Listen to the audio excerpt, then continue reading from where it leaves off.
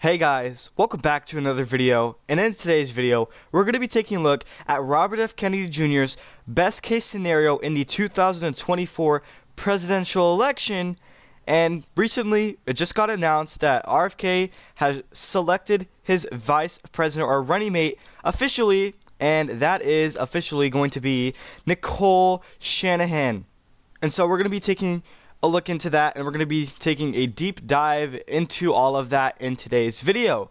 But before we get started, make sure you are subscribed and click the bell so you get notified whenever I upload a video instead of missing out on any of them. And also we have memberships, so if you are looking for that, it's pinned in the comment section down below. Now back to the topic of today's video. I'm going to be filling out the 2024 electoral map and a scenario in which Robert F. Kennedy Jr. has his best scenario.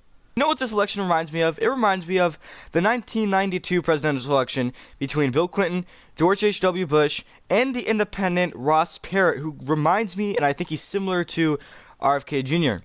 He actually got 19% of the overall popular vote, and I think Robert F. Kennedy Jr. can crack 15%. I really do think so. And if he gets 20%, I also won't be surprised as well. I mean, he did not win a state, so even if RFK does get roughly 20% of the vote, it does not necessarily mean he's going to win a state.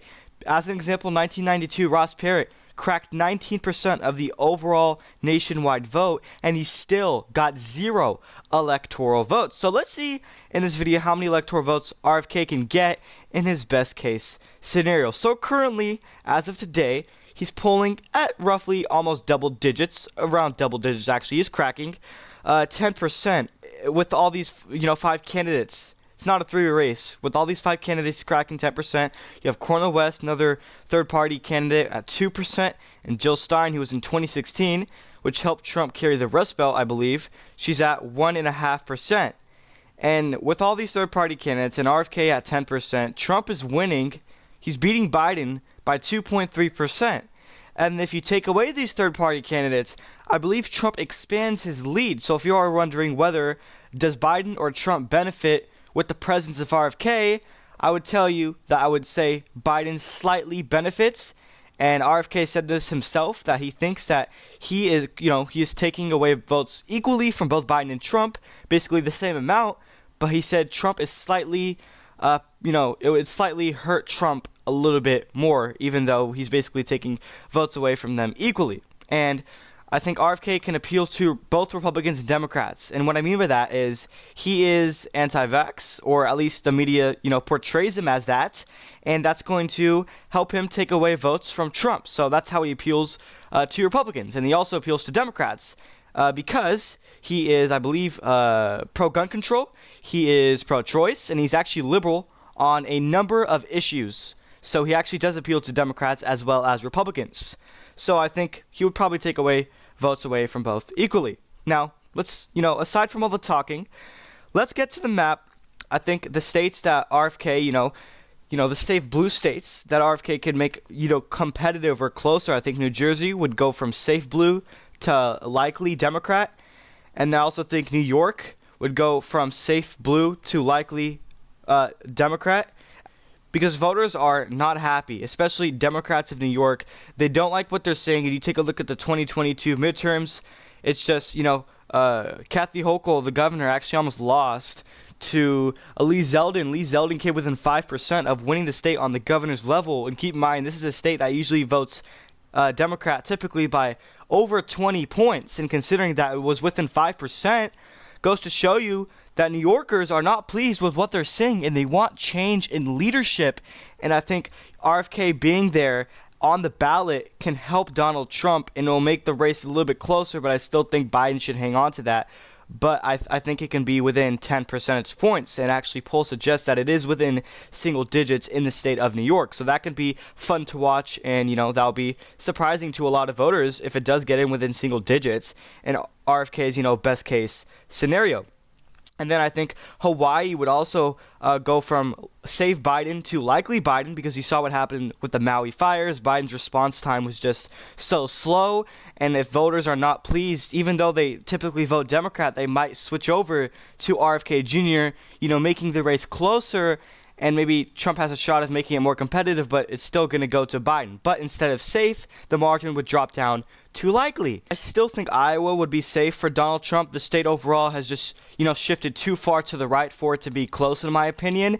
And then I think Ohio would be a little bit closer, more competitive than Iowa would be. But I still think it would be likely for Donald Trump. He would probably win it by around, 8 points in this scenario. I think RFK could take away some of the support from Trump. So instead of Trump getting double digits, it'll probably be, within 8 percentage points, which is still a great margin for the former president. I think Colorado would be likely for Biden instead of safe. I think Colorado overall is, trending in favor of Democrats. It's getting more bluer than it already pretty much is. It's, it's a Democratic swing state. Even though it's still considered a swing state, it's pretty much favoring Democrats as time goes on. And you have these Californians moving to a state like Colorado, and that's what's trending the state blue.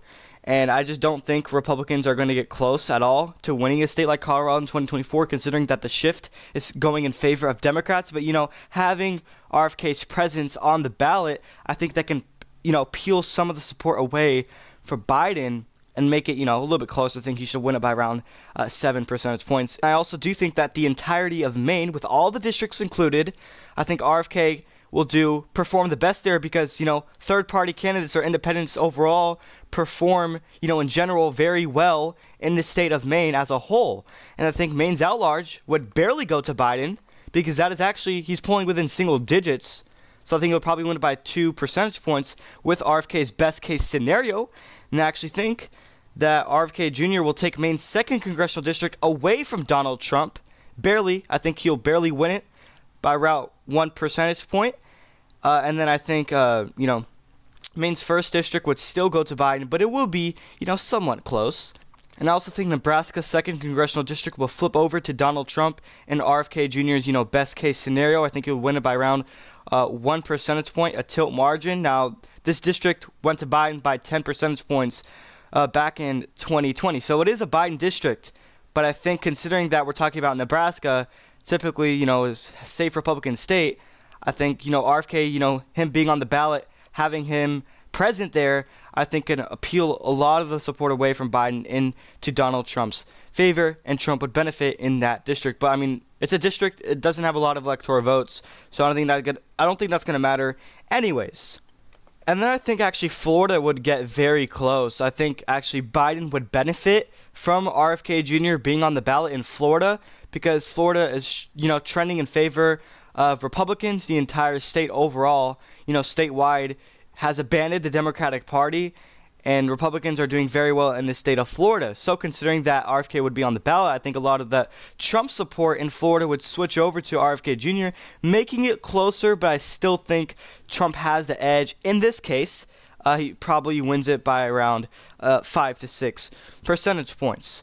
And then in Texas, I also think Biden benefits from Robert F. Kennedy Jr. being on the ballot, so it would probably go to Trump by around 5% instead of probably like 7% or 8%, and Trump is actually polling at, 9 to 10 points in the state of Texas. But, with RFK Jr. being on the ballot, I think it would be very close. And then in New Mexico, I think Biden should win that by a lean margin. I think Trump actually benefits from RFK, being on the ballot in New Mexico specifically. I think it depends, state to state per state. If you were to ask me, does Trump or Biden benefit from RFK Jr. being on the ballot, I would tell you it depends on the state. It's not really, nationwide. It really depends state to state. In Florida, Biden benefits. In New Mexico, Trump benefits. So, that's what I mean by that as an example. Another example, I think Biden benefits in Ohio from RFK Jr. And then I would say Trump benefits in New York. So that's what I mean by that. Virginia, Trump would benefit from RFK Jr. I think it would get within 3 percentage points, which is actually close to where Biden is polling in that state currently. And keep in mind, this is a state that went to Biden by double digits back in 2020. Having RFK Jr. present on the ballot, I think can shift a lot of that support away from Biden, and it's going to help Donald Trump. But at the end of the day, he's still not going to win the state of Virginia. And then before we continue on with the map, I do want to remind you guys, and something I stated earlier, is that RFK Jr. picked his vice president today on the day I'm recording this, and it's Nicole Shanahan. She's an outsider. She has never been in politics before. She has zero experience in the medical field, and she's very good on science and those type of issues, agriculture, and that's where she helps RFK Jr. And she's also a lawyer, as you can see. So that is a little background information on her for those of you who are wondering. And I just want to, inform you guys that he did pick as VP if you guys did not know already. I honestly think that Biden would benefit in Georgia with RFK Jr., being on the ballot. I honestly think he takes away more support away from Donald Trump, which would actually make Biden, have a decent shot of actually keeping the state of Georgia blue in 2024. And now in a scenario where, RFK Jr. does not have his best case scenario, I think Trump easily flips Georgia. I think it's one of the easier flips for him. But, in this scenario, I think Georgia could actually flip in favor of Biden. But at the end of the day, I would still say that Trump, is the slight victor in that state. But I think he's going to win it by around 1 percentage point instead of, the 5 points or 4 points that I have him winning it right now. In North Carolina, I actually think Biden benefits from RFK as well, but I still think Trump would barely come out with this state by under a percentage point. I think it will be that close. But, not in this scenario in which RFK does not have his best performance. I honestly think that Trump wins this by roughly, 3 percentage points. Actually, the polls say that Trump is up in North Carolina by roughly 4 to 5 points. And then a state like Arizona, I honestly think that Trump benefits from this, because if you take a look at 2016 with all the third-party candidates included, Trump won this state by 3%. And then in 2020, what helped Biden win this state or flip this state was because there was not, third-party candidates, and Trump was limited.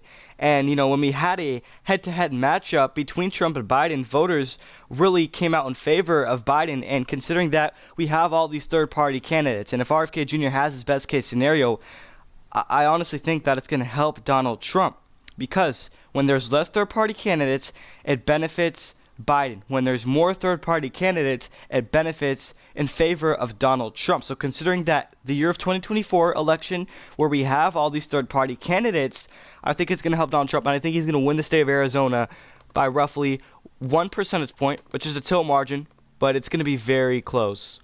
And then Nevada, I honestly think Biden benefits from RFK Jr. being on the ballot. I think he's going to take away more support from Donald Trump, and I think it's going to be actually harder for Trump to flip, considering if RFK does get his best case scenario, and if he overperforms expectations, if he overperforms the polls, I think Biden retains the state of Nevada, because the Las Vegas area, Clark County, is very hard to flip. And if Trump does not, peel away the support in that area from Biden, he's not going to win the state. And, and if RFK takes away that support from Trump in Nevada, it's just going to make it more harder, and it's going to make it even way harder to flip. And so I think Biden wins Nevada in this scenario. Actually, want to go back to Arizona real quick. Trump actually expands his lead with RFK Jr. being present.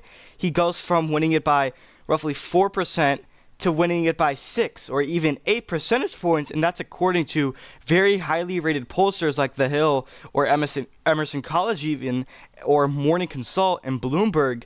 So with that being said, that backs my reasoning as to why Trump actually benefits from RFK Jr. being on the ballot in the state of Arizona. And then let's take a look at Pennsylvania. According to CNN polling data with this, 5-way race with all the third-party candidates out of March 21st, which is very recently, Trump is up by 2 points, which is actually pretty much in line with majority of polling data.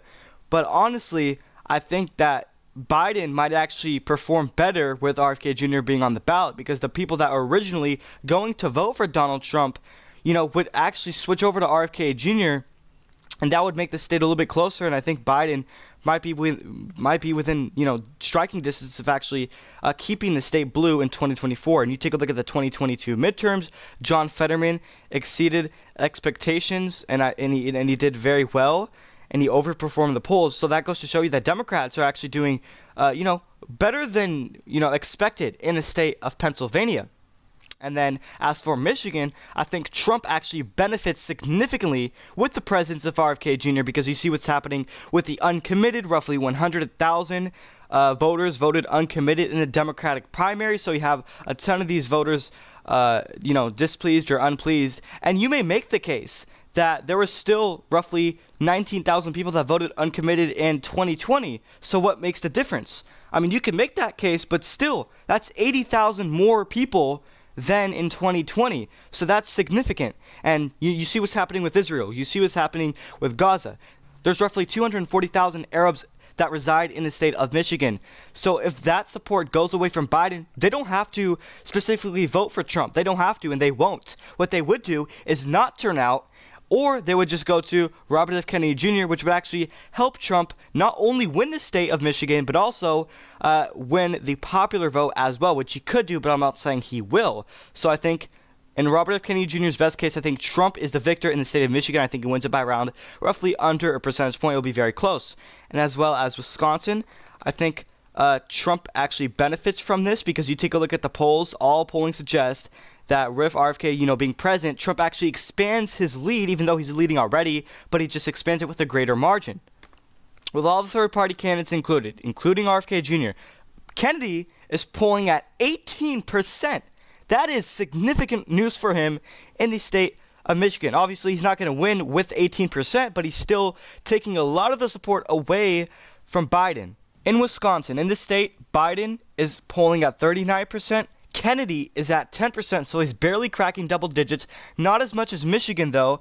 His support kind of winds down, and Trump is at 41%. So Trump is up by 2% out of March, and another poll from March, DeHill and Emerson College, he's up by 3%. So it's very consistent. These are not outliers. These are very in line with current polling data that show that Trump is going to win Wisconsin and Michigan. Out of all these three Rust Belt states, where Biden, probably performs the best in, his only hope is basically Pennsylvania. Because, he's not facing, the worst outlash. For example, in Michigan, you see what's happening with Gaza.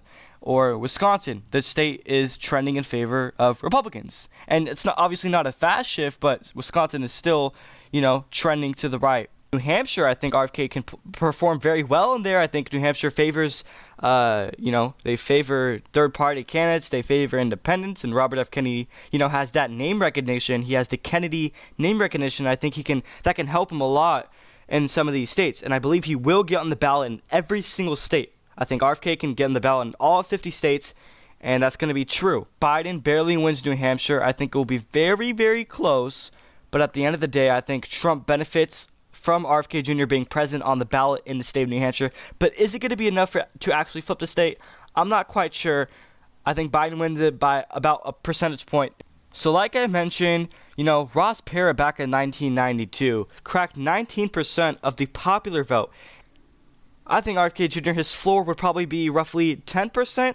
And then I personally think he's going to get 15% of the overall vote. And I think his ceiling, in his best case scenario, if he overperforms the polls, he would probably crack 20% in his best case scenario, around the margin of Ross Perot. So don't be surprised if he does, get 20% of the vote like Ross Perot did. He got 19% back in 1992. So this election actually reminds me of the 2024 election.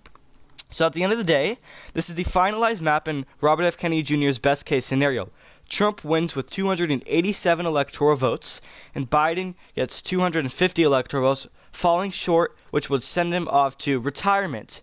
So at the end of the day, I think RFK Jr. probably gets one electoral vote. I don't think he's going to win a state, because considering that he gets 20% of the vote, even if he gets 20%, it still does not mean he's going to win at least one state. 20% may seem like a lot, but is it going to be enough to win him a state? I'm not quite sure. I think he's going to perform very well in Maine, so he may be able to get one of those districts, maybe even two. But at the end of the day, it's not going to be enough to win. And I think Trump would win in this scenario. So let me know what states you agree with, what states you disagree with in the comment section down below. And also, let me know in the comments, do you think his vice president pick was a good choice or a bad choice? Nicole Shanahan. Do you think she would help him, or would she not do anything for his campaign that would benefit him? One last final reminder before I end out the video is we have memberships. So if you're all looking for that, it's pinned in the comment section down below. And you can use the custom emojis and the custom perks anytime you comment on any of my videos. And also, subscribe and click the bell so you get notified whenever I upload a video instead of missing out and editing them. Thank you everyone for watching.